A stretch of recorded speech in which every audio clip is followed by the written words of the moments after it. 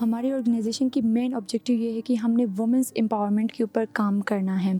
आज से कुछ साल पहले देखा जाए तो हुंज़ा में स्पेशली वुमेंस को इतना तरजीह नहीं दी जाती थी, चाहे वो उनको घर के हद तक रखा जाता था।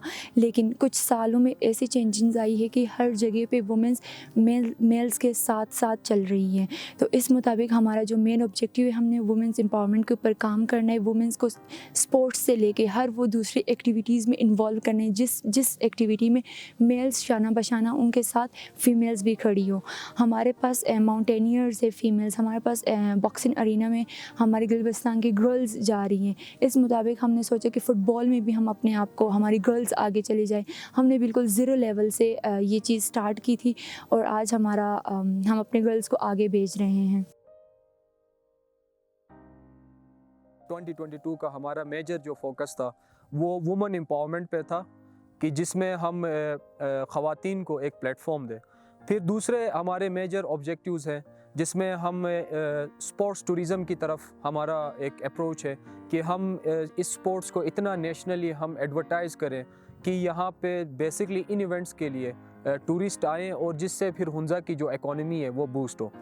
फिर कुछ और अगर हम ऑब्जेक्टिव्स की बात करें तो उसमें हमारा प्रिजर्वेशन ऑफ ट्रेडिशनल गेम्स है। हुंज़ा प्रीमियर लीग की जितनी भी प्रॉफिट्स होते हैं उस पे हम नीड बेस्ड स्कॉलरशिप्स हम प्रोवाइड करने की कोशिश करते हैं।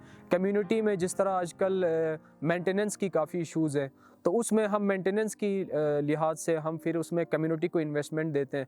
फिर हमारे लोकल इदारे हैं जिनको फ़ंड्स की ज़रूरत होती है तो उनको हम फ़ंड्स जितना हम कर सकते हैं, जितना हमारा लिमिट होता है उस हिसाब से हम फ़ंड प्रोवाइड करते हैं।